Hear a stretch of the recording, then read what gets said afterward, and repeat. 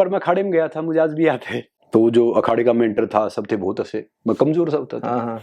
क्या क्या मैंने कहा जी पहलवान बनना चाहता हूँ मैं। बोला अगर तू पहलवान बन गया ना, इस धरती पे कोई ऐसा बच्चा होगा नहीं जो पहलवान नहीं बन पाएगा।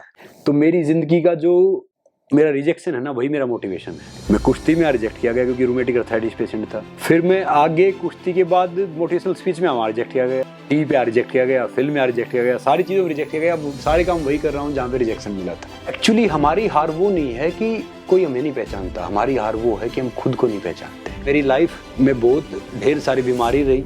जैसे एक टाइम होता था कि मैं अपने हाथ से अपना मुंह धो सकता था, गठियाबा का लास्ट स्टेज। तो डॉक्टर ने बोला था मुश्किल से बच्चा 6 महीने जिंदा रहेगा। बोला बीमारी 99.9% ठीक ही नहीं हो सकती, ये डेथ के साथ जाती है। मेरी माँ ने हार नहीं मानी, मैंने भी हार नहीं मानी। तो वो मुझे कहती थी कि भैया मेरा बेटा पहलवान बनेगा। जब मैंने पहलवानी स्टार्ट की ना, ऐसे जो ठीक हुआ, कोई बच्चा पुश करता फ्रैक्चर हो जाता था, इतना कमजोर था। तब मैंने सोचा था नहीं यार कुछ ऐसा करेंगे जो थोड़ा सा अलग हो, हटके हो। हर जगह गया हूँ तो सब हंसते थे। जब तक दुनिया वाले आपके सपने पे हंस नहीं रहे ना, तो समझ लो आपका सपना छोटा है। और जिस पे जमाना हंसता है, इतिहास वही रचता है।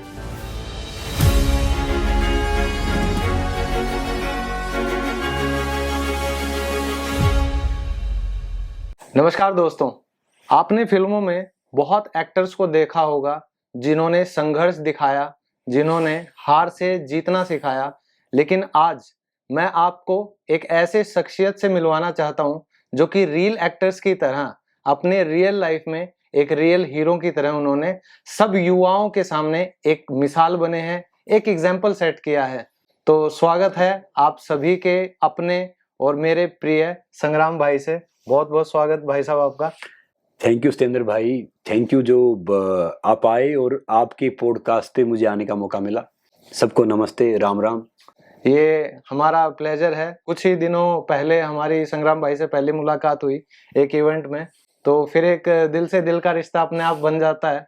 और मेरी संग्राम भाई से जब भी बात हुई तो मैं एक अलग टेंजेंट पे गया कि कैसे कोई इंसान इतना सारा क्रेडिट जो है, जो उन्होंने मेहनत की है, तो उसको बिल्कुल ही इग्नोर करके एक सिंपल लाइफ जी रहे हैं।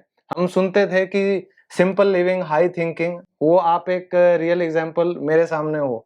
तो अभी हम शुरुआत करते हैं आपने जहां से शुरुआत की। मैंने सुना है आपके बारे में, जितना जाना है, आप हमारे स्वच्छ भारत अभियान के भी एम्बेसडर हैं। आप वर्ल्ड रेसलिंग के चैंपियनशिप में आप नंबर 1 रहे हैं। आप टबैको फ्री अभियान है इंडिया का, उससे आप जुड़े हैं। इतने अभियान आप एक यूथ को एम्पावर करने के लिए, एनकरेज करने के लिए आप जुड़े हुए हो। तो आपकी जब शुरुआत हुई थी, आपको किसने एम्पावर किया था, किसने एनकरेज किया था? मैं भी वैसे हरियाणा में, आपको पता ही है कि मेरा गांव पड़ता है रोहतक डिस्ट्रिक्ट में। हाँ जी। पहले तो गांव छोटा था, थोड़ा बड़ा हो गया मदीना। तो मेरी जिंदगी का जो मेरा रिजेक्शन है ना, वही मेरा मोटिवेशन है। ओके। मैं कुश्ती में रिजेक्ट किया गया क्योंकि रूमेटिक अर्थराइटिस पेशेंट था। फिर मैं आगे कुश्ती के बाद मोटिवेशनल स्पीच में हमारा रिजेक्ट किया गया, टीवी पे रिजेक्ट किया गया, फिल्म में रिजेक्ट किया गया, सारी चीज़ों में रिजेक्ट किया गया। अब सारे काम वही कर रहा हूँ जहाँ पे रिजेक्शन मिला था। तो मैंने एक हम्बल तरीके से शुरुआत की थी। मैं उस परिवार से आता हूँ जहाँ पे ज्वाइंट फैमिली थी, रोटियां गिनती की होती थी, पैरों में जूते नहीं होते थे। 10-12 साल तक तो हम नंगे घूमते थे, मतलब निकर विकर कहाँ होते थे इतने, कुछ स्कूल का ही को होता था। जिस दिन आपको सही जैसे करना ना कि भाई अच्छी तरह जाना है स्कूल में, तो एक खाकी कलर का साबुन आता था, वो खाकी निकर की तरह, उसको नहा के तालाब में या कुएं में नहाते थे, फिर हो जाते थे। मेरी लाइफ में बहुत ढेर सारी बीमारी रही, ढेर सारी चीजें रही, और ढेर सारी कई ऐसी हो रही कि मतलब जहां जहां मैं वो किया। जैसे एक टाइम होता था कि मैं अपने हाथ से अपना मुंह धो सकता था, खड़ा नहीं हो सकता था। देखो जैसे आज भी मेरे पैर की उंगलियां मुड़ी हुई हैं। हाँ। पहले दर्द पैरों से स्टार्ट हुआ, फिर धीरे धीरे ऊपर आया, फिर हर जगह आ गया, और फिर गांव में बोलते पेट में कीड़े हो गए, इस डॉक्टर को दिखाओ, उसको दिखाओ, ये करो वो करो, फिर कुछ होता नहीं था। फिर एक टाइम ऐसा हो गया कि मैं मतलब जैसे चबाता था ना खाना, उससे उसमें भी थोड़ा पेन होता था, क्योंकि रूमेटिक अर्थराइटिस क्या होता है कि आपके बॉडी के हर ज्वाइंट में आ जाता है, जिसको गठियाबा बोलते हैं। गठियाबा का लास्ट स्टेज। वो किस एज में आया था आपके? जब मैं 3-4 साल का था तब से स्टार्ट हुआ, और 11-12 साल तक रहा। 7-8 साल तो बहुत रहा। बहुत लंबा टाइम होता है। डॉक्टरों ने एक बार बोला था, मुझे आज भी याद है, तो घर वालों ने ऐसे पैसे वैसे इकट्ठे किए, किसी से मांगे, वो किसी अस्पताल में लेके आए, बड़े दिल्ली के ही। तो डॉक्टर ने बोला था मुश्किल से बच्चा 6 महीने जिंदा रहेगा। अच्छा। बोला बीमारी 99.9% ठीक ही नहीं हो सकती, ये डेथ के साथ जाती है, डॉक्टर के साथ जाती है। मैं कह रहा हूँ कि हर बीमारी क्योरेबल है। मेरी माँ ने हार नहीं मानी, मैंने भी हार नहीं मानी। तो एक टाइम होता था मेरी माँ मुझे गोद में उठा के जाती थी 2 किलोमीटर 3 किलोमीटर पड़ोसी गांव में, क्योंकि उसके पास बस का किराया नहीं होता था। तो वो सारा सिनारियो देख के हम आए हैं, मिट्टी कुश्ती देखी गाँव में, पहलवानों थोड़ा घी मिल रहा, दूध मिल रहे, पैसे मिल रहे। सोचा काश यार हम भी पहलवान होते। मगर रियलिटी और है कि एक बात पता क्या है कि हरियाणा में क्या होता था कि क्रिकेट का बैट उस टाइम पे आता था 30-40 रुपए का, बैडमिंटन टेनिस होते नहीं थे, लंग उठाता था 5 रुपए का 7 रुपए का, कभी माँ ने सील दिया कभी बहन ने सील दिया। और हरियाणा में है ना एक पहलवान यानी एक रेसलर की इज्जत जो जितनी है ना वो सबसे ज्यादा है। मेरा बड़ा भाई भी पहलवानी करता था, दंगल लड़ता था। अच्छा।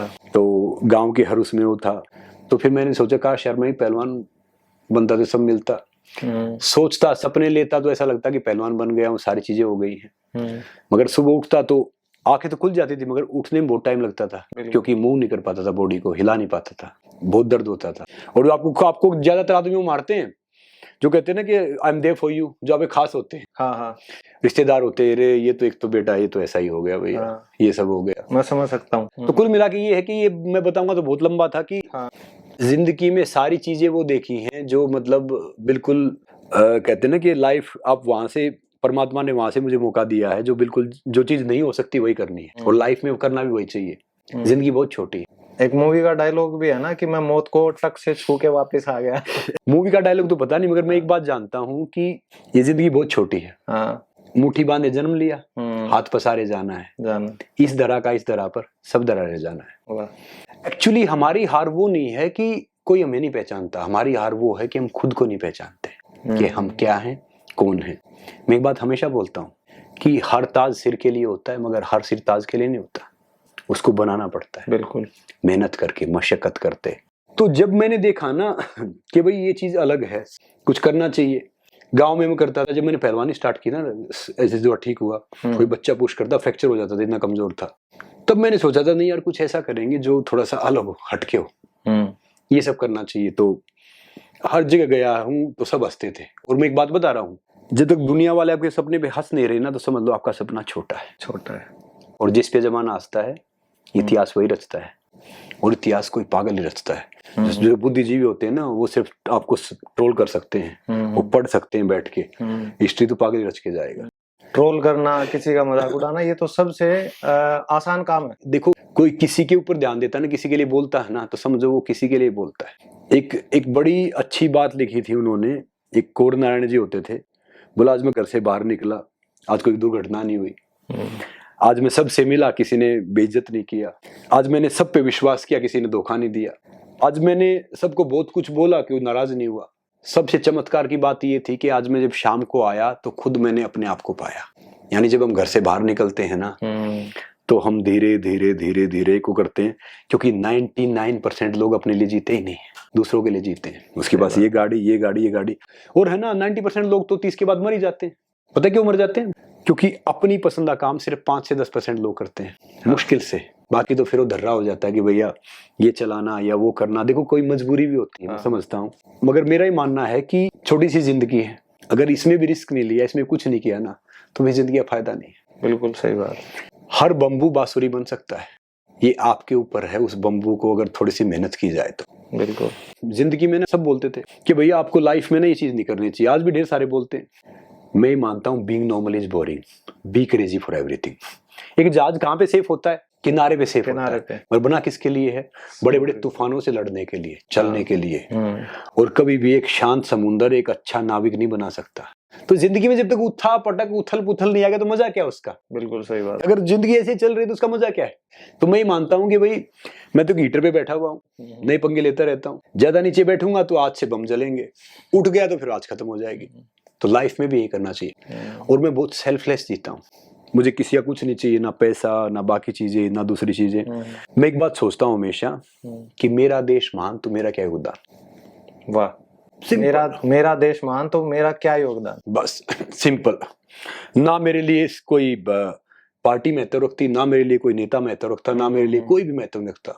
मैं एक बात हमेशा बोलता हूँ, सरकारें आएंगी सरकारें जाएंगी, देश तो यही रहेगा। आप देश के लिए काम करो, आप यूथ के लिए काम करो, आप उसके लिए काम करो, और काम करो तो आप सही हो, जो अंदर से साफ है ना वही चमकता है, बाकी कुछ होगा नहीं। अगर आपके पास पद है और प्रतिभा नहीं है ना तो आप धृतराष्ट्र बन जाते हो, और अगर आपके पास प्रतिभा और पद नहीं तो फिर आप कर्ण बन जाते हो। तो ये हमारे ऊपर है कि भैया हम उस चीज को किस तरीके से वो करते हैं, परसीव करते हैं।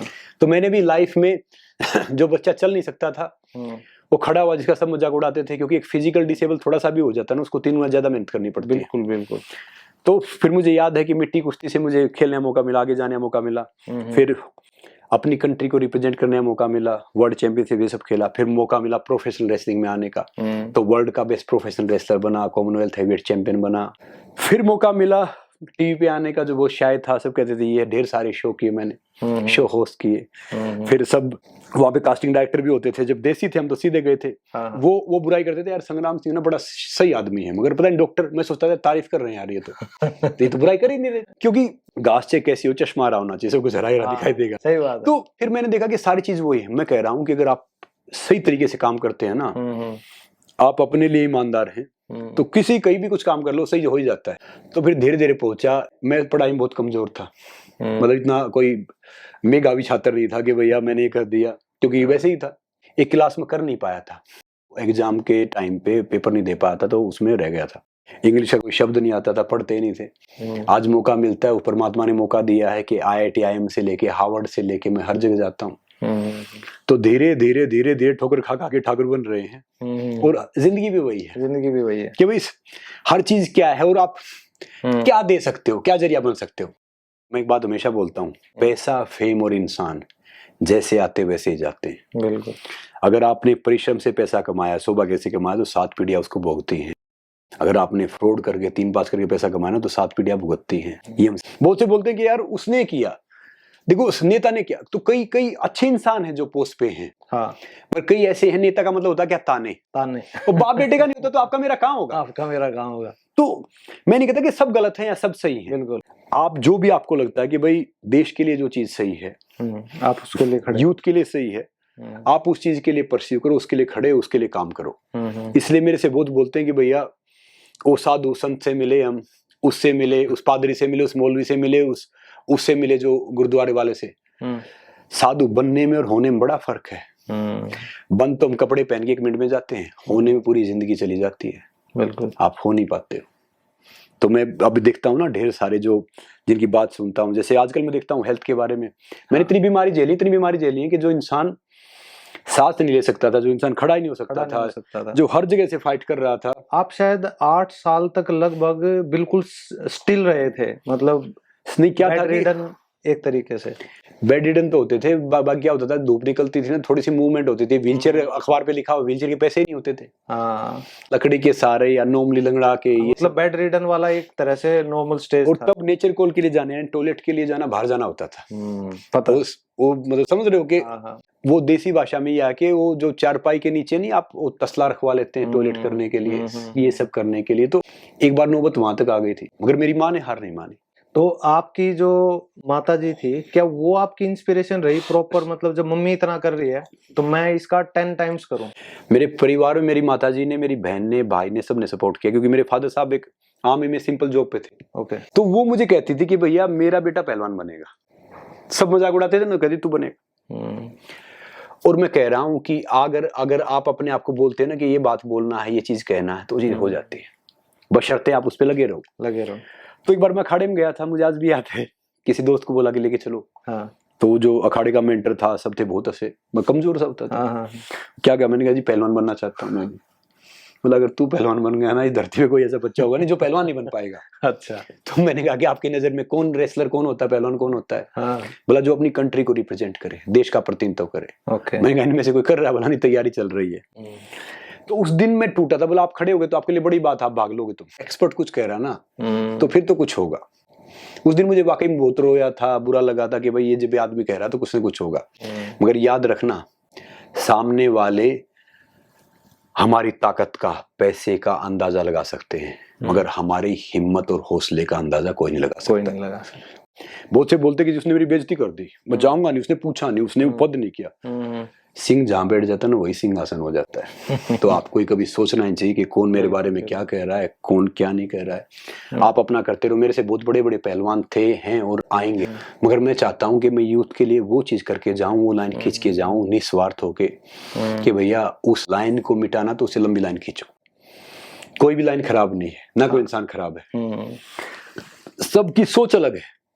वो कहते हैं ना कि कोई आपको गलत बोले तो अपने आप गलत मत समझना, अपने आप को अलग समझना। तो वो लाइन एंटरटेनमेंट जितनी खूबसूरत लाइन है ना, उससे अच्छी लाइन मुझे देखी नहीं मैंने आज तक। मैं पुलिस में रहने का मुझे मौका मिला, तो पुलिस की लाइन खराब कहाँ है? पुलिस अगर नहीं हो तो 1 घंटा भैया आप ये आम ही नहीं हो तो देश चल सकता है, पुलिस नहीं हो तो देश नहीं चल सकता। मुझे बहुत मौका मिला कि एक बच्चा जो नॉर्मल जाता है उसको पता ही नहीं कि क्या कुछ है, वो सारी चीज कर रहा है। अब मैं फिल्में कर रहा हूँ, शोज कर रहा हूँ, सारा अनुभव वही तो है। अब मैं रेसलिंग कर रहा हूँ तो ये अनुभव है। याद रखो, इंडिया में 2 चीज बहुत बड़ी है, स्पोर्ट्स और एंटरटेनमेंट, खासकर स्पोर्ट्स क्रिकेट। सुशील ने रेसलिंग को पहचान दिलाई थी, उसने मेडल जीता 2008 में, तो कुश्ती बड़ी हुई थी उस टाइम पे। फिर मुझे मौका मिला था, मैं कुश्ती को अखाड़े से 5 स्टार ले गया था, शो करना है सब। तो मुझे बोलते थे कि वो रेसलर है जो बिग बॉस में आया, नच बली में आया, जिसकी ये दूसरे शो में आ रहा, सवायर में आया, इसकी फिल्म आ रही। मतलब उनको आज भी आप किसी रेसलर का अचीवमेंट्स पूछोगे ना तो लेमैन को पता नहीं होगा, रेयर पता होगा। जैसे मान लो भाई आप जो नए छोटे बहन भाई हैं जीत रहे हैं तो दूसरी बात है, थोड़े दिन याद रखेंगे, फिर भूल जाएंगे। नो स्टॉप करना पड़ता है। और जो हमारा यूथ है ना, यूथ वो क्रिएटिव और उसकी मेमोरी बहुत शॉर्ट है। तो आप कुछ करोगे तो आप दिखोगे। अभी आपने थोड़ा सा एक अलग रोल स्टार्ट किया है, जैसे आप गवर्नमेंट ऑफ इंडिया के साथ जुड़े हो स्वच्छ भारत अभियान के लिए। एक ये जो आप बॉलीवुड की इंडस्ट्री के नजदीक रहे भी हो और अभी भी जैसे आपकी फिल्म भी आने वाली है, ठीक है, तो आप जो ये एड्स वगैरह करते हैं एक्टर्स वगैरह, मैंने सुना है कि आप इसके बिल्कुल सख्त खिलाफ हो। देखो एड तो मैं भी करता हूँ, मगर मैं कोई एक आज भी मुझे याद है मेरे अकाउंट में 920 रुपए होते थे, मुझे 2.5 करोड़ का कोल्ड ड्रिंक एड एक ऑफर हुआ था। 2.5 करोड़ किस टाइम की बात है? ये 2.5 करोड़ का मुझे ऑफर हुआ था, आई थिंक 2012-13 की बात है। 2012-13 में 2.5 करोड़? हाँ, मतलब 3 साल के लिए। हाँ, वो भी उसके लिए जिसके अकाउंट में 920 रुपए। और मैं किसी के ऐसे ही घर पे ऐसे ही रह रहा था तब तक, मैंने मतलब मेरा कुछ था नहीं। फिर मैंने उसको बोला भैया अब ये तो ढेर सारे ऑडिट लगेंगे, ढेर सारा होगा और आप तो बड़े स्टार बन जाओगे, आपकी लाखों फैन फॉलोइंग हो जाएगी, करोड़ों फैन फॉलोइंग हो जाएगी। तो मैं उनको एक बात बोलता था कि यार अगर 2 बच्चे ही फॉलो करें उनको जहर पिला रहे हैं, क्योंकि मैं कोल्ड ड्रिंक खुद नहीं पीता। बिल्कुल। और मेरी कथनी करनी में अंतर नहीं होता, जो मैं बोलता हूँ, कहता हूँ, करता हूँ वो बोलता हूँ। तो पहले तो क्या था, बचपना था, हम भी झूठ बोलते थे, हम भी बड़ी बड़ी बात करते थे, हम भी सब ये कहते थे। वो कहते थे ना कि सीधे के जूते बड़ों के, और जिद ऐसी कि भैया सामने रखा हो ताज भी नहीं पहना हमने। तो फिर मैंने बोला नहीं यार, अगर रात को सुकून से सोना तो दिन भर ईमानदार रहना पड़ता है, छोड़ दो। तो एक वो बोला पागल है यार। 3 दिन बाद एरिया मैनेजर का फोन आया, हु यू आर? कि सचिन, धोनी, सलमान। मैंने सब अपने भाई हैं, पैसा घर में रह जाएगा तो कर लेंगे, ले जाओ उधर। तब थे 920, अब रह गए 610 कि भैया 610 रुपए रह गए हैं, ये भी निकाल के दूंगा। दूध केले हम 310 रुपए खर्च कर दिए हैं, क्योंकि क्या होता था थोड़ा दूध केले या 1-2 वो खरीद लिया, वही खाते थे, तब इतना कुछ था नहीं। तो मैंने कहा निकाल के दूंगा और आप बोलोगे टॉयलेट साफ करना फ्री में ऐड करूंगा। मुझे बोला पागल है, नॉर्मली बाद में मेरा दोस्त बनाओ। तो बोला मैं इन सबको खरीद लेता हूँ 10 लाख, 20 लाख, 50 लाख, करोड़ में। बोला मैंने आपका बैकग्राउंड चेक करवा के कोई ज्यादा कुछ है नहीं, फिर भी इस बंदे के पास कैसा क्या है। बोला फिर मैंने देखा यार कुछ तो बात है। बोला फिर हम आपसे मिलना चाह रहे थे। फिर उन्होंने मुझे एक इवेंट ऑफर किया कई पैसे का। बोला ये कोल्ड ड्रिंक का बैनर रहेगा और ऐसे प्रमोट करेंगे। मैंने कहा बात तो वही है, गलत। मैंने कहा मैसेज गलत है, मैं ये नहीं कह रहा कि गलत है। फिर मैंने देखा कि मैं हर्ट पता क्यों होता हूँ कि भैया जिनको मैं हीरो मानता था, क्रिकेटर या नोटेबल एक्टर जो पद्मश्री हैं, वो गुटखा बेच रहे हैं, तंबाकू बेच रहे हैं, खुद कंज्यूम नहीं करते हैं। मैंने कहा गलत बात है। मुझे आज भी याद, एक बड़ा क्रिकेटर होता था, नाम तो क्या लूं, उसको कह के वो कोल्ड ड्रिंक पीता था। मैं गांव में अपने घर से अनाज बेच के, दाने बेच के जो गेहूं निकलता ना, वो कंचे वाली कोल्ड ड्रिंक लेके आता कि मैंने कहा ये पी रहा ना भैया, बंटे वाली। तो मैंने कहा हम भी पियेंगे। फिर वो जब मुझे मिला ना तो मैंने बोला भाई साहब आपको करना चाहिए था, क्योंकि मेरे जैसे बच्चे भी आपको देख के प्रभावित हुए। तो ढेर सारे जो ये यूथ है, आइकन है, मैं कह रहा हूँ कि भाई कहाँ पैसे लेके जाओगे, जाना तो वही है ना। मगर दिक्कत क्या है कि जो हमें चीजें इकट्ठी करनी है उनको तो हम छोड़ रहे हैं, और छोड़ के जाना उसको समेट रहे हैं। और इंसान का भरोसा तो कुछ है नहीं। बड़ा आदमी बनना अच्छी बात है, मगर अच्छा आदमी बनना बड़ी बात है। बड़ा आदमी वो नहीं होता जिसके पास घोड़ा, गाड़ी और सारी चीज हो गई। बड़ा आदमी होता है जो आपके पास बैठे हुए इंसान को छोटा फील ना होने दे। बिल्कुल। एक बार की बात बताता हूँ, मैं दिल्ली पुलिस में होता था, तो दिल्ली पुलिस में बहुत सस्पेंड रहा मैं, तकरीबन सबसे ज्यादा सस्पेंड में ही रहा हूँ। अच्छा। गेम होते फिर बहाल हो जाता, फिर सस्पेंड कर देते, फिर ये हो जाता। तो तब डीसीपी से मिलना बड़ा मुश्किल होता था। आज जो परमात्मा मुझे मौका देता है, मैं वहां पे जाता हूँ, कई बार लबासना जाता हूँ जहाँ पे आईएएस आईपीएस आईआरएस ट्रेनिंग होती है उनकी। हाँ। तो मैं उनको कई बार सिखाता हूँ कि देश ऐसे चलाना चाहिए एथिकली। याद रखो, देश सरकार नहीं चलाती है, देश संस्कार चलाते हैं। संस्कार।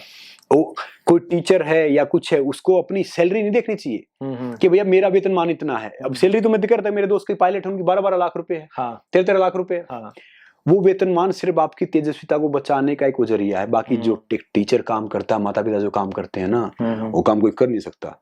उनकी गोद में प्रलय और परिवर्तन दोनों पलते हैं। निर्माण और प्रलय उनके पास दोनों होता है कि वो चाहे तो निर्माण कर सकते हैं, चाहे तो उसको विनाश कर सकते हैं। सब अपनी ड्यूटी समझें। दिक्कत क्या है कि वो सोचते कि हम क्या करें, वो करेगा, हम क्या करें, वो क्या करेगा। वो कोई नहीं करेगा, वो हम कर सकते हैं। जी मेरे से क्या होगा अगर एक दिया सही है ना। मैं तो बहुत बोलता हूँ, कई बार बोलता हूँ, कई बार बच्चे गए सो जाते हैं, मैं उनके लिए अच्छा बोलता हूँ कि भैया दिए की दुश्मनी हवा से नहीं है, दिए को तो सिर्फ अंधकार को दूर करना है, हवा तो उसके खाम का खिलाफ हो जाती है। तो कई बार जिनकी रोजी रोटी दुकानदारी उस चीज पे चल रही है, वो हमारा विरोध करेंगे, और भगत का और जगत का हमेशा विरोध होता है। इस दुनिया में सबसे ज्यादा पता कौन मारा जाता है? जो दुनिया सबसे ज्यादा जगाता है। मुर्गा सबसे ज्यादा कुकड़े बोलता जगाता है, सबसे ज्यादा कटता वही एक वो होता है। वो कहते हैं ना कि जब आप दिल के साफ रहोगे तो बहुत कम के खास रहोगे, मगर वो जिंदगी सही है। मुझे भाई साहब की बातें सुन के ऐसे लग रहा है जितने अच्छे खिलाड़ी हैं जिस लेवल के, उससे बहुत ज्यादा अच्छे मोटिवेशनल स्पीकर हैं भाई साहब। और एक जो नेता को सुन के कई बार करता है ना मन की सुनते रहो, तो भाई साहब की बातें ऐसी आ रही हैं एक के बाद एक। तो आप मोटिवेशन भी बहुत जगह आप जा के दे रहे हो, इंटरनेशनल लेवल पे भी आप बता रहे हो। अब मुझे मौका मिला, जब मुझे पता नहीं होता था मोटिवेशनल स्पीच क्या है। मैं शो से बाहर निकला था, एक जगह गेस्ट बन के चला गया, एक मोटा सा आदमी जिसके बाल से उड़े हुए, मोटा सा पेट, सुबह 4 बजे उठना चाहिए। मैं गेस्ट था, मैं सोचा यार 4 बजे उठता थोड़ा फिट हो जाता। अच्छा। 4 बजे तो मैं भी नहीं उठ पाता हूँ। तो उसने बोला किसी को कुछ पूछना है? हाँ। मैंने कहा मुझे पूछना है। बोला अच्छा पूछो। मैंने कहा भाई साहब आप 4 बजे उठते हो? बोला मतलब? मैं 4 बजे उठते तो यार थोड़े फिट हो जाते यार। सही बात है। मैं 4:30-5 बजे उठता हूँ, तो मैं भी इतना, तो बोला वहां बैठ के बोलना बड़ा आसान है, यहाँ खड़ा होके बोलना बड़ा मुश्किल है। आदमी विचारों से प्रभावित नहीं होता, इंसान आपकी एक्टिविटी से प्रभावित होता है। अभी मैं अरुणाचल प्रदेश जा रहा था, एक 7 साल का बच्चा किताब पढ़ रहा था, मेरी बगल वाली सीट पे बैठा था, उसकी माँ और वो, तो उसकी वो मदर टॉयलेट गई होगी। मैं हैरान रह गया यार, 7-8 साल का बच्चा किताब पढ़ रहा है। मोबाइल देखते हैं आजकल के तो बच्चे, सब कुछ करते हैं। सही बात है। तो उसकी माँ आई, मैंने पूछा कि बड़े कमाल के संस्कार दिए आप सबने, तो ये बच्चा किताब पढ़ रहा है। बोली भाई साहब बच्चे हैं ना, संस्कार छोड़ दो, बच्चे नकल करते हैं। अच्छा। हम घर में किताब पढ़ते हैं तो किताब पढ़ता है, हम मोबाइल यूज करते हैं तो मोबाइल यूज करता है। तो हमारे ऊपर है। आजकल के जो बच्चे भी हैं, जो ढेर सारे क्रिएटिव तो हैं, मगर गांव में चावल की रेडी लगती है। पहले जब मैं गांव में था ना, सब दूध होता था, हाँ। घी होता था, पीना पड़ता था। तो वो माहौल है ना, पता नहीं हम आगे जा रहे हैं पीछे जा रहे हैं। एक्चुअली हम आत्मनिर्भर हम पहले थे। पहले मुझे आज भी याद है, इससे छोटे कमरे में गायें होती थी, हम माता पिता भाई मतलब बहन हम सब उसमें रहते थे। अच्छा। और चूल्हा भी उसी में होता था, कोई रिश्तेदार आ गया वो भी वही रहता था, वो सब खुश रहते थे। आजकल सबके अलग अलग कमरे हैं, प्राइवेसी के नाम पे प्राइवेट फैमिली हो गई है। हाँ वो प्राइवेट फैमिली हो गई। अब जमाना बदलो, आप लिबास बदलो, आप सब कुछ बदलो, मगर अपनी रूट से जुड़े रहो। अगर आप उससे जुड़े रहोगे ना, कोई कितना काटेगा फिर हरे हो जाओगे। रूट से याद आया कि भाई साहब जो अपनी लाइफ में आज तक किया है, जैसे फिट आपको दिख रहे हैं और ये प्रो रेसलिंग के आज के दिन आइकन हैं, इंडिया ही नहीं पूरे वर्ल्ड के।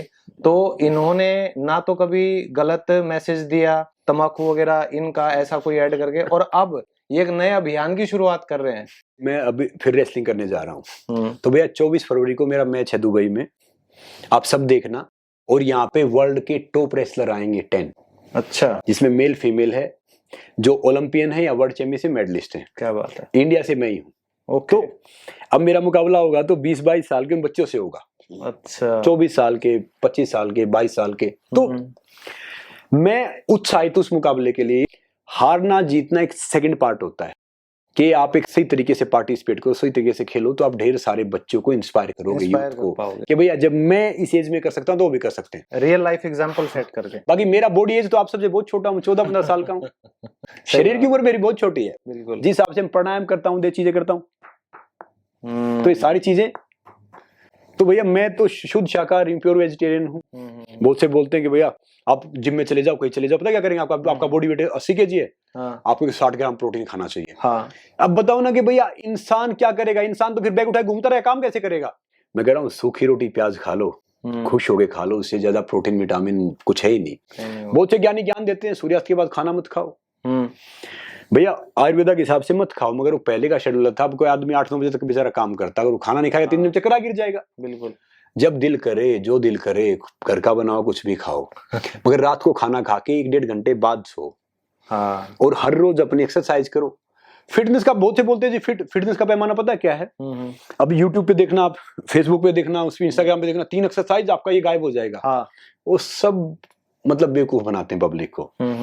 ये कि शरीर है ना, ये प्रोसेस है, नेचर के हिसाब से चलता है, साइंस के हिसाब से नहीं चलता। तो भाई आपने जब ये प्रो रेसलिंग का अभी एक नया बीड़ा उठाया है यूथ के लिए, तो इस एज में जैसे आप दोबारा से कोशिश कर रहे हो अपने से आधी उम्र के लोगों से मतलब लड़ने का, एक स्पिरिट जगाने का, तो कहीं ना कहीं आप लोगों को ये नहीं लगता कि हम सुल्तान मूवी का जो रील वाला था फेज, वो भी रियल में देख रहे हैं? अब मैं आपको बता दूं कि मैं पहला ऐसा रेसलर हूं जिसको मौका मिला है मिट्टी वाली कुश्ती खेलने का, मैट पे खेलने का, मैट पे अपने देश का प्रतिनिधित्व करने का। मैं वर्ल्ड चैंपियनशिप ये सब खेला हूं, जो ओलंपिक के बाद बड़े टूर्नामेंट होते हैं। फिर मैंने WWE किया। अब ये प्रो रेसलिंग चैंपियनशिप क्या, ओलंपिक स्टाइल है। ओके, मैट पे है।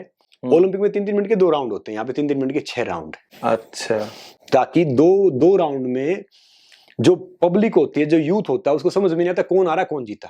हाँ, 6 राउंड जब होंगे, थोड़ा एक बड़ा गेम होगा, तो ब्रॉडकास्टर से लेके पब्लिक से लेके स्पॉन्सर से लेके फिर सबको फायदा है। तो आपको ये बीड़ा उठाने में तकलीफ नहीं हुई, क्योंकि ये बड़ा नया कंसेप्ट है हमारे इंडिया में प्रो रेसलिंग का?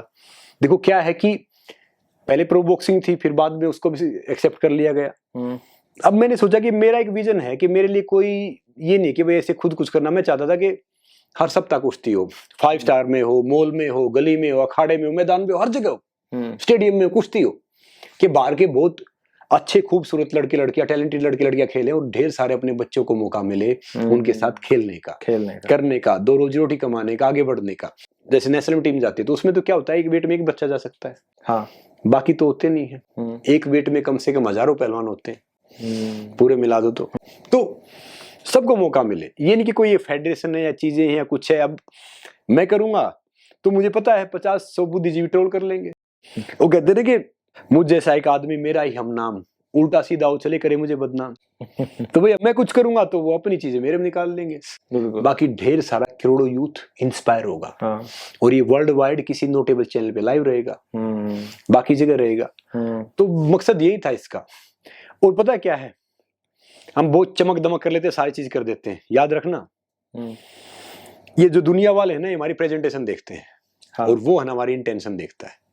क्या बात। प्रेजेंटेशन कितनी चमका लो, आप कुछ कर लो, बड़ा सूट पहन लिया, कोट पहन लिया, अच्छे लगेंगे, वो तारीफ कर देगा, मगर वो आपकी इंटेंशन देखेगा। और जिस कुएं का लोग पानी नहीं पीते ना, वो खारा हो जाता है। जो आपके पास है ना, वो देते रहो। बिल्कुल, तो देते रहोगे तो आप चलते रहोगे। तो मुझे लगा कि भैया मैं ये चीज का जरिया बन सकता हूँ, तो ठीक है। अब मैं गाने कर रहा हूँ, अब मेरे गाने आने वाले 3 फिल्म आ रही है, तो मैंने उस यूथ के साथ काम कर रहा हूँ जो 20-22-25 साल के लड़के जो बहुत टैलेंटेड है, जिनको मौका नहीं मिल रहा। तो अपने चीफ मिनिस्टर साहब ने मुझे बोला था, संग्राम जी आपको यूथ के लिए कुछ करना चाहिए। तो मैंने कहा सर क्या करें? बोला यहाँ का यूथ नशे वाली चीजें करता है, बदमाशी वाले गाने हैं उसको सुनता है या उसे करता है। मैं उनको बहुत अप्रिशिएट करता हूँ, वो मेरे अच्छे दोस्त भी हैं और एक मेंटर टाइप भी है और हम्बल इंसान है। एक बार एक व्यापारी का एक हीरा निकल गया, एक चूहा। तो व्यापारी परेशान हो गया, 350 चूहे बुला के लाया। बोला भैया वो हीरा निकल गया। बोला जी 1 मिनट काम मेरा।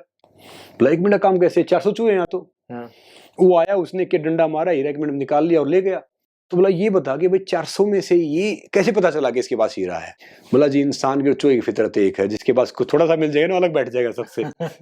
तो हमारे इधर थोड़े से बच्चे किसी गाना चल जाए, किसी फिल्म चल जाए, थोड़ा हिट हो जाए ना, वो अपने आप को अलग समझ लेते हैं और वो आम से कट ऑफ कर देते हैं। जो वहां पे मुंबई में थोड़ा सा चल गया, वो यहाँ का काम नहीं करता। हाँ। जो यहाँ के जो काम करते हैं फिर अपनों के साथ काम करते हैं। मेरा ही मानना है कि एक्चुअली लेगेसी के लिए काम करो। लेगेसी के लिए काम करोगे ना, आपको फेम भी मिलेगा, पैसा भी मिलेगा। पैसे फेम के लिए कई बार हम काम करते हैं, जरूरत नहीं होती। भाई हमने भी किया कि भाई यहाँ से 2 पैसे आ जाएंगे, रोजी रोटी चल जाएगी, मगर फिर साथ साथ आप लेगेसी की कोशिश करते रहो। बिल्कुल, मैं नहीं कहता कि रोजी रोटी कमाना गलत है, अपराध है कोई, मगर सबको मिलके कलेक्टिव किसी चीज के लिए करेंगे ना, फिर वो चीज आगे चली जाएगी। एक लेगेसी क्रिएट करें। हरियाणा सिनेमा का एक अलग डायस्पोरा एक पूरा क्रिएट हो। अब आएगा, देख लेना सिनेमा आगे आएगा हमारा, जहाँ से हम हैं, जहाँ से वो चीजें हैं, ये भाषा है। बाहर वाले सोचते थे हम गुस्से में बात कर रहे हैं, अब वो भाषा भी सबको समझ में आ गई है। बिल्कुल।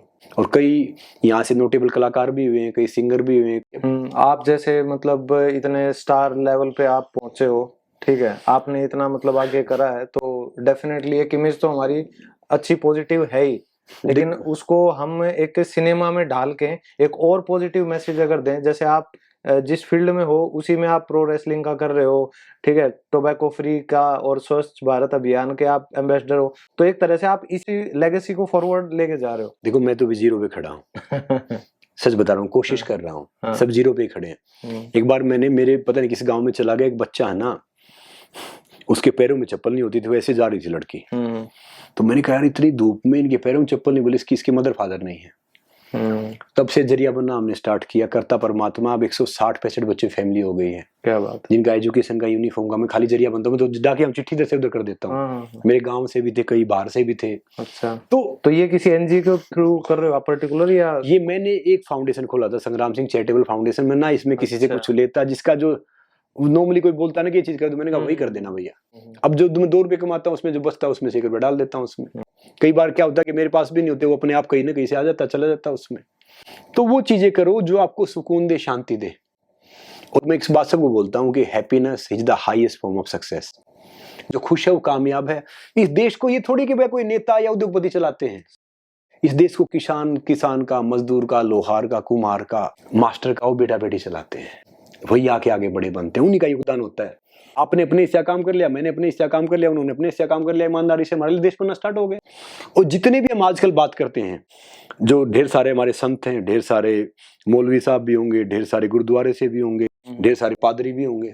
इंडिया में जो सबसे बड़ा गुरु हुआ है ना, जो मेरे हिसाब से ओशो से बड़ा कोई आदमी नहीं। तो स्पिरिचुअल सेंस में कह रहे हो आप या मोटिवेशनल थॉट के हिसाब से? अच्छा। अब ओशो के बारे में आधे तो सही बात कहते हैं, आधे गलत कहते हैं। कईयों ने उसको सेक्स गुरु बना दिया, कईयों ने उसको डिफरेंट बना दिया। मगर जो उसकी सोच थी ना, चाहे कोई भी है जो आजकल बात करते हैं, उसी की बातों को तोड़ मरोड़ के बोलते हैं। सब ओशो के उस बातों को लेके आसपास घूम रहे हैं। बात उसने इतनी अच्छी बोली। मैंने जब ओशो साहब को पहली बार सुना, गांव में तो ओशो समझ में नहीं आता। जब बाहर आए हम तो मैंने देखा तो सुना, तो ही वॉज ब्रिलियंट। अगर वो आज जिंदा होता तो भैया सबसे पहले उसे मैं ही मिलने जाता। जब वो जिंदा था उसको कोई नहीं पूछते थे। अब जो बुद्धिजीवी इंसान है ना, वो कहते बात अच्छी बोली। सब के लिए तो बेस्ट होते नहीं, सब के लिए बेहतर नहीं होते। बिल्कुल, हम भी नहीं है, हो गए तब भी फायदा नहीं है। क्योंकि अब कोई सेम प्रोफेशन में आप शादी कर लो, सेम प्रोफेशन में आप कर लो, वो रिश्ता चलेगा ही नहीं, थोड़े दिन में रह जाएगा। जब तक आप अपोजिट नहीं होगे ना, opposite things attract each other. Even मैं अपनी बात कर लूं, पाल जी देखो बिल्कुल डिफरेंट है, वो साउथ है, मैं नॉर्थ हूँ, समझे? बिल्कुल। और जिस फैमिली से आती है, बहुत हाईली एजुकेटेड फैमिली। उनके दादाजी टाइम्स ऑफ इंडिया के एडिटर थे 13 साल तक पूरे इंडिया के। अच्छा। उनके father IIT Kanpur topper. Okay. और Pal ji Gujarat board topper, engineer. उनके ब्रदर इंजीनियर, उनकी माँ टीचर।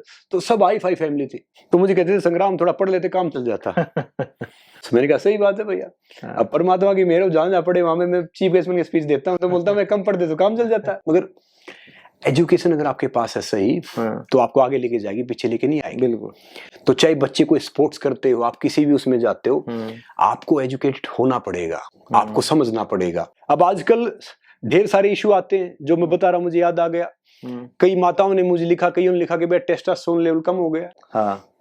तो भैया दिक्कत क्या है कि बच्चे का स्टीरॉइड लेंगे, बाकी चीजें लेंगे, वो ज्यादा सप्लीमेंट डाले। देखो अब मान लो आपकी सैलरी 10 लाख रुपए है, मैं आपको 15 लाख यहीं दे दूंगा, बैठे बैठे आप काम करोगे, आप आराम से सोओगे ना चादर ओढ़ के। तो भैया शरीर भी ऐसा ही है, इसके अंदर वो क्षमता है काम करने की। आप बाहर से इतना डाल लोगे तो वो अंदर का ऑर्गन है वो काम करना बंद हो जाते हैं, थोड़े दिन में कुछ बनाना बंद कर देंगे। बिल्कुल। मैं कह रहा हूँ सूखी रोटी प्याज चबा चबाए खाओ, उसमें बहुत प्रोटीन विटामिन है, खुश होके खाओ। और मैं एक बात हमेशा बोलता हूँ, सबसे ज्यादा दूरी पृथ्वी से आसमान की नहीं है, आपके दिमाग से दिल की है। जिसने 11 इंच मैनेज कर ली ना, वो दुनिया का सबसे सक्सेसफुल इंसान है। अब जैसे राम जी का मंदिर बन रहा है, बड़ी अच्छी बात है, 500 साल के बाद आए। बिल्कुल। मगर राम जी की जय तो हम सब बोल रहे हैं, राम जी के बारे में लोग तो 2% जानते हैं कि राम जी थे क्या। वो कोई सनातन धर्म से थोड़ी थे, वो तो पूरे ब्रह्मांड के थे। उनकी जिंदगी तो इंस्पिरेशनल है। राम कौन है पता है?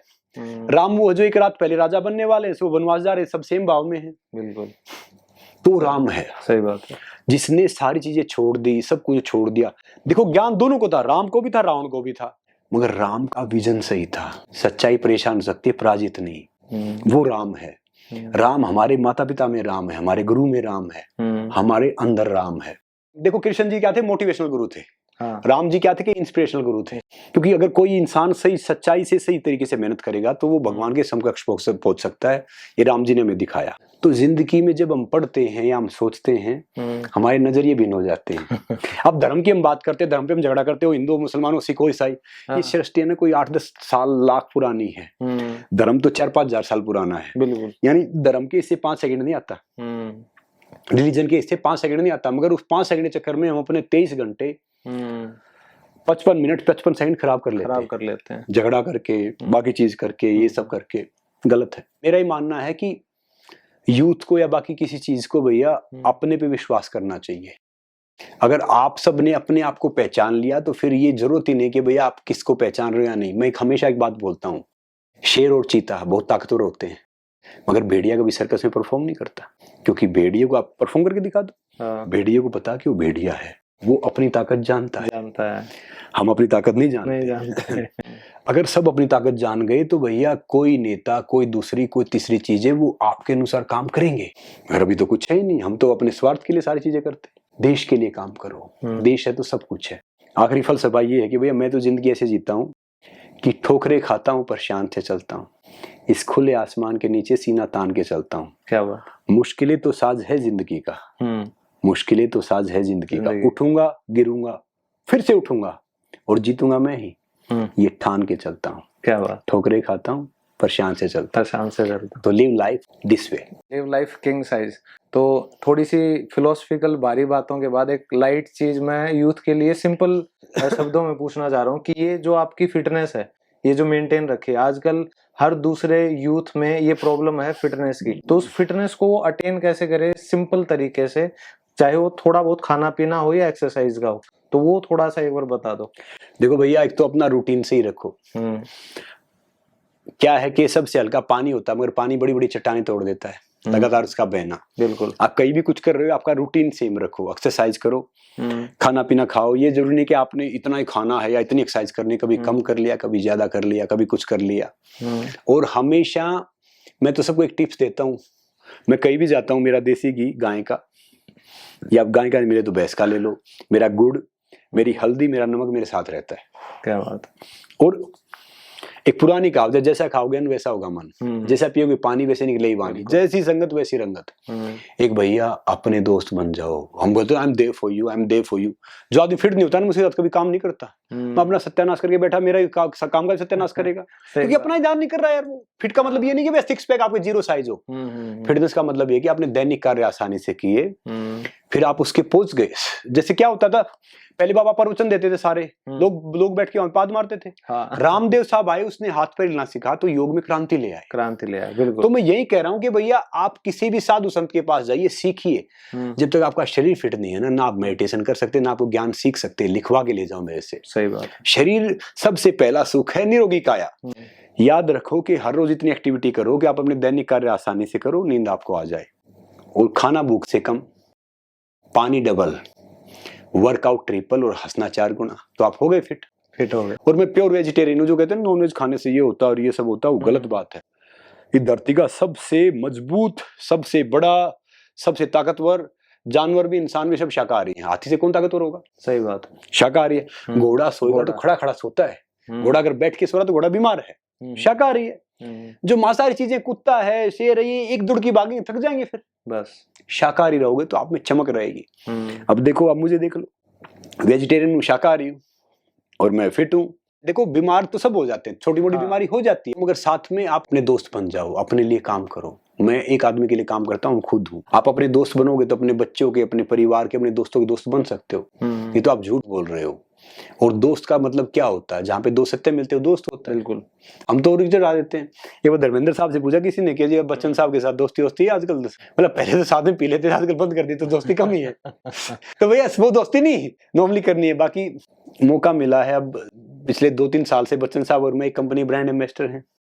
एक वो कहावत है ना कबीरदास साहब की, जब एक छोटी सी रस्सी पत्थर पे निशान कर सकती है, तो भैया हम तो इंसान, हम कुछ भी कर सकते हैं। और छोटी मोटी बीमारी हो जाए ना, घबराना नहीं होता, डरना नहीं होता। शरीर इतना मजबूत है कि साला पोस्टमार्टम में चाकू से काटना पड़ता है। तो छोटी मोटी बीमारी से कहाँ घबराएंगे हम, कहाँ क्या होगा। सही बात। तो इसलिए बिल्कुल नहीं घबराना है, खुश रहना है, हेल्दी रहना है, स्वस्थ रहना है, वर्कआउट करते रहो, खुश रहो, वेजिटेरियन खाना खाओ और जितना हो उसके सबको इंस्पायर करो। तो अभी जाते जाते भाई से एक बहुत ही जरूरी जो बात पूछना चाह रहा हूं मैं, और शायद आज इस पॉडकास्ट पे अपनी एक नई दूसरी एक और शुरुआत का भाई हमें बताएंगे। भाई की एक फिल्म आ रही है और मैं बहुत एक्साइटेड हूँ उसको लेके। एक मोटिवेशनल मूवी रहेगी ये बहुत टाइम बाद, तो उसके बारे में बताओ भाई।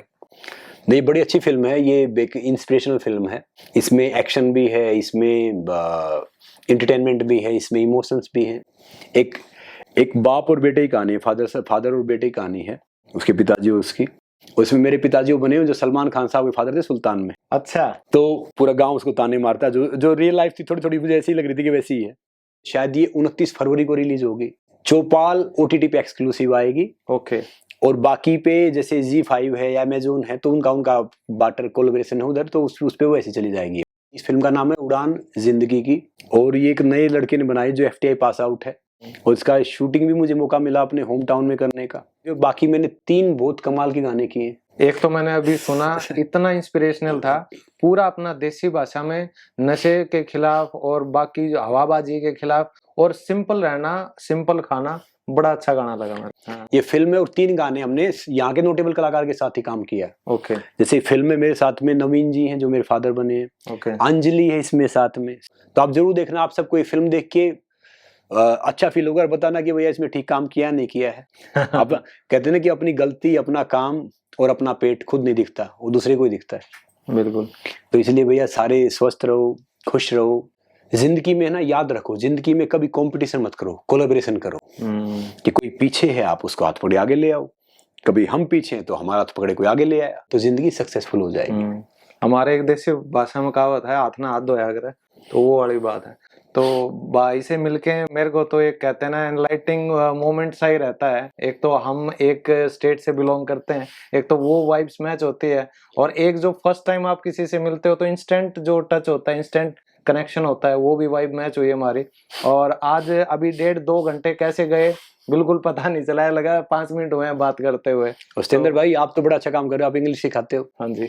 वो तो हमें सीखने की जरूरत है। इंग्लिश में वैसे कमजोर रहे हैं, सीखने के तो इंसान कुछ भी सीख सकता है। हाँ। आप कॉन्फिडेंस रखो, और बाकी आप जो काम कर रहे हो बहुत बेहतरीन कर रहे हो। Thank you. और आपसे हम भी आपके चैनल को फॉलो करके इंग्लिश सीखेंगे कि कैसे सिखाते हो। बिल्कुल, थैंक यू भाई साहब। तो थैंक यू दोस्तों आप सबके साथ के लिए, और संग्राम भाई आपके समय के लिए बहुत बहुत थैंक यू सुरेंद्र भाई। बिल्कुल, अच्छा लगा। बड़ा अच्छा लगा।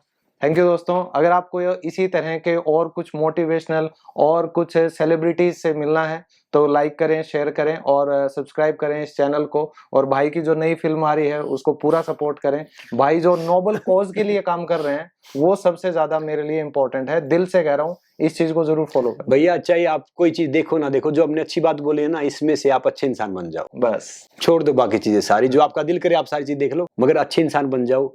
अपने माता पिता की इज्जत करो, उनके पैर छू, अपने गुरु की इज्जत करो। उनमें भगवान है, उनमें राम जी है, उनमें सब कुछ है, वही है तो सब कुछ है। बाकी किसी भी बाबा किसी भी गुरु के पास चले जाओ, वो अगर वो वहां पे हैं बोलते बोलते ना जय माता दी, माता भंडारा करते रहते, घर में खुद की माँ भूखी बैठी रहती है, उसका फायदा नहीं है। आपके माता पिता हैं, आपके गुरुजी हैं, आपके जो आस पड़ोस में हैं, किसी की बेटी शादी लायक हो गई है, बहन उसका जरिया बन जाओ। तो जो सारी चीजें ना वहां से स्टार्ट करो, बेसिक उससे। तो भैया यही जरूर करो। नमस्ते। तो इन्हीं अच्छे विचारों के साथ आज का पॉडकास्ट हम यहीं पे खत्म करते हैं। Thank you, thanks for watching and keep watching.